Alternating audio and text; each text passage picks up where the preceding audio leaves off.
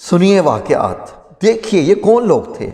نہ یہ صحابہ کرام تھے، نہ یہ انبیاء کرام میں سے تھے نعوذ باللہ، نہ یہ وہ صدیقین میں سے تھے، نہ اولیاء اللہ میں سے تھے۔ یہ وہ لوگ تھے جب ان کو حکمرانی ملی تو ان کے دل میں اللہ کا خوف تھا۔ انہوں نے سیرت النبی پڑھی ہوئی تھی، انہوں نے صحابہ کرام کے واقعات پڑھے ہوئے تھے، انہوں نے اپنے دل میں ٹھانی ہوئی تھی، یہ دل میں رکھا ہوا تھا کہ ہمیں اس حکمرانی، ہمارے لیے کوئی عیش و عشرت نہیں ہے کہ ہمارا تخت اٹھا کے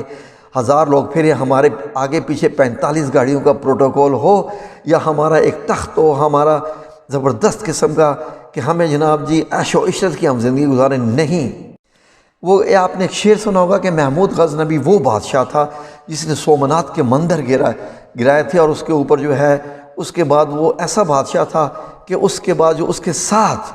نماز پڑھا کرتے تھے اور وہ اس کے پیچھے بھی نماز پڑھتا تھا، جو اس کے ساتھ کام کرنے والے بھی ہوتے ہیں، وہ ایک ہی صف میں کھڑے ہو گئے، محمود و ایاز، نہ کوئی بندہ رہا نہ بندہ نواز۔ یہ بندے، ان میں کچھ تکبر نہیں ہوتا تھا۔ عظیم بندے کی سب سے بڑی نشانی ہوتی ہے ناظرین، اس میں تکبر نام کی چیز نہیں ہوتی ہے۔ جس کے بندے میں ذرہ بھر رائی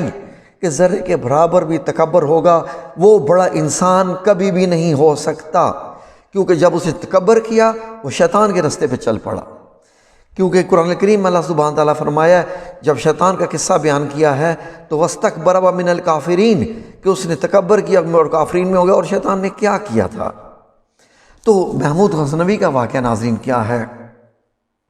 کہ محمود غزنوی کے دور میں ایک بڑھیا، اس کی ایک جوان بیٹی تھی، تو ایک لڑکا اس جوان بڑھیا کی بیٹی کا زبردستی رات میں گھس آیا کرتا تھا بڑھیا کے گھر میں۔ وہ بڑھیا بڑی پریشان تھی، اس کے رکنے پہ نہیں وہ رکتا تھا۔ وہ اوباش نوجوان تھا، جو اوباش نوجوان ہوتا ہے وہ اپنی ہوس کے لیے وہ کسی چیز کو بھی نہیں دیکھتے، کیونکہ جو انسان اللہ کا خوف نہیں رکھتا تو وہ کسی چیز کا بھی خوف نہیں رکھتا۔ یہ ذہن میں رکھ لیجئے۔ آخرکار وہ بڑھیا وہ محمود غزنوی کے دربار میں حاضر ہوئی، اور اس نے یہ آ کے محمود غزنوی سے کہا کہ آپ کا نالائق بھتیجا میرے گھر میں گھس آتا ہے، روزانہ رات کو گھس آتا ہے، اور میری جوان بیٹی ہے، میں غریب عورت ہوں، میں ایک لاچار ہوں، مجھے بتائیے اب میں کیا کروں، میں کس کے پاس اپنی فریاد لے کر جاؤں؟ محمود غزنوی نے اس بڑھیا سے کہہ دیا ٹھیک ہے، اب وہ شخص جب بھی تمہارے گھر میں آئے گھسے، تم نے کیا کرنا ہے، اسی وقت میرے پاس آ جانا، ٹھیک ہے؟ اور تمہیں کوئی دربان نہیں روکے گا، جو بھی ہوگا تم نے سیدھا، میں کوئی بھی وقت ہو، رات کا ہو، میں سویا ہوں جی، آپ نے مجھے اسی وقت آ کے بتانا ہے۔ اس بڑھیا نے کہا ٹھیک ہے۔ بڑھیا کو امید لگی کہ انشاءاللہ اب اس سے کچھ انصاف ملے گا۔ جیسے ہی وہ نوجوان بڑھیا کے گھر میں داخل ہوا، بڑھیا بھاگتی ہوئی آئی اور سیدھا، اور دربار کو کیونکہ ہدایت کر دی تھی محمود غزنوی نے، سیدھا محمود غزنوی کو اس کے دربانوں نے بتایا کہ بڑھیا آ گئی، اور اس نے بلایا۔ محمود غزنوی نے سیدھا تلوار اٹھائی اپنی اور بڑھیا کے ساتھ چل دیا، اور محمود غزنوی نے بڑھیا کے ساتھ جب چل دیا، اس کے گھر میں پہنچا تو محمود غزنوی نے بڑھیا سے کہا کہ جا کے ایک کام کرو، سب سے پہلے اپنے گھر کی تمام لائٹیں جو ہیں وہ ساری وہ بند کر دو، ٹھیک ہے؟ اس نے، بڑھیا نے جاتے ہی گھر میں تمام جو ہے وہ لائٹیں وغیرہ بند کر دی، چراغ، لائٹ سے مراد یعنی اس وقت کے چراغ تھے، وہ سارے چراغ گھل کر دیے، بند کر دیے۔ جب مکمل اندھیرا ہو گیا تو محمود غزنوی وہاں داخل ہوا، اس کو اندھیرے میں ایک لڑکا نظر آیا، اور اس نے اس کو دیکھتے ہی تلوار چلائی اور اس کا سر تن سے جدا کر دیا، سر تن سے جدا کر دیا۔ اور اس کے بعد محمود غزنوی نے آواز لگائی کہ بوڑھی عورت سے کہ اب ایسا کرو کہ چراغ جلا دو۔ اب جیسے بوڑھیا نے چراغ جلایا تو محمود غزنوی سبحان اللہ لاش کو دیکھ کر بولا الحمدللہ رب العالمین، ٹھیک ہے؟ اور بڑھیا سے یہ بھی کہا کہ مجھے پانی لا دو اور چراغ گھل کر دو۔ اور اس کے بعد بڑھیا نے آپ سے پوچھا، اس نے کہا کہ اے سلطان، آپ نے بڑا عجیب عمل کیے ہیں، یہ مجھے سمجھ نہیں آئی ہے کہ سب سے پہلے تو آپ نے یہ کہا کہ چراغ سارے گھل کر دو، بند کر دو، اس کے بعد آپ نے الحمدللہ رب العالمین کہا، اس کے بعد آپ نے مجھ سے پانی مانگا پینے کے لیے، یہ کیا چاہیے؟ تو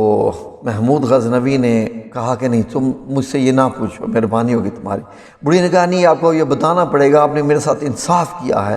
آپ نے اپنے بھتیجے کو میری خاطر جو ہے انصاف دینے کی خاطر اس کو مار دیا ہے، اس کا گردن اتار دیا ہے، مجھے یہ بتائے تاکہ میں لوگوں کو بتا دوں۔ مجھ سے کہا نہیں، مجھ سے مت پوچھو۔ بڑھی نے کہا نہیں، آپ کو یہ بتانا پڑے گا، باقی آپ نے اتنا میرے ساتھ انصاف کیا، یہ بھی بتایا تھا۔ تو اس نے کہا سنو، جب میں نے تم سے یہ کہا تھا کہ چراغ گل کر دو، تو میں نے اس لیے کہا تھا کہ یہ نہ ہو کہ اپنے بھتیجے کو دیکھنے کے بعد کہیں میرے جو اندر کی جو رشتہ داری ہے، جو محبت ہے اپنے بھتیجے کے لیے، کیونکہ وہ میرا بالکل بیٹوں جیسا ہے، وہ میرا بیٹا ہی ہے، یہ نہ ہو کہ میں اس کا چہرہ دیکھنے کے بعد کہیں میں انصاف کے تقاضے پورے نہ کر سکوں، تلوار چلاتے ہوئے میرے ہاتھ ڈگمگا نہ جائیں، اس لیے میں نے تم سے کہا تھا کہ چراغ بند کر دو۔ نمبر 2، جو میں نے الحمدللہ رب العالمین بولا تھا، وہ میں نے اس لیے بولا تھا کہ جب تم نے چراغ آن کیا اور جب میں نے اس کا چہرہ دیکھا تو میں نے یہ دیکھا کہ یہ میرا بھتیجا نہیں، کوئی اور نوجوان ہے، یہ تم سے غلطی ہوئی کہ تم نے یہ سمجھا تھا کہ یہ میرا بھتیجا ہے، تو یہ کوئی اور اوباش نوجوان ہے، جو بھی تھا۔ اس لیے میں نے دیکھا کہ الحمدللہ یہ میرا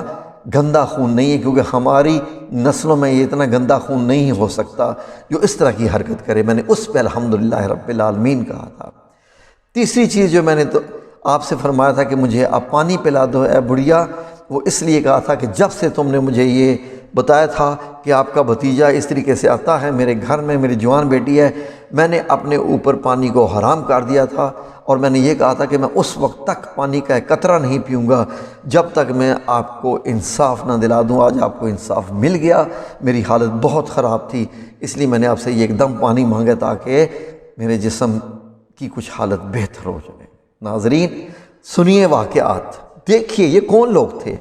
نہ یہ صحابہ اکرام تھے، نہ یہ انبیاء اکرام میں سے تھے نعوذ باللہ، نہ یہ وہ صدیقین میں سے تھے، نہ اولیاء اللہ میں سے تھے۔ یہ وہ لوگ تھے جب ان کو حکمرانی ملی تو ان کے دل میں اللہ کا خوف تھا، انہوں نے سیرت النبی پڑھی ہوئی تھی، انہوں نے صحابہ اکرام کے واقعات پڑھے ہوئے تھے، انہوں نے اپنے دل میں ٹھانی ہوئی تھی، یہ دل میں رکھا ہوا تھا کہ ہمیں اس حکمرانی، ہمارے لیے کوئی عیش و عشرت نہیں ہے کہ ہمارا تخت اٹھا کے 1000 لوگ پھر ہمارے آگے پیچھے 45 گاڑیوں کا پروٹوکول ہو، یا ہمارا ایک تخت ہو ہمارا زبردست قسم کا کہ ہمیں جناب جی عیش و عشرت کی ہم زندگی گزاریں۔ نہیں،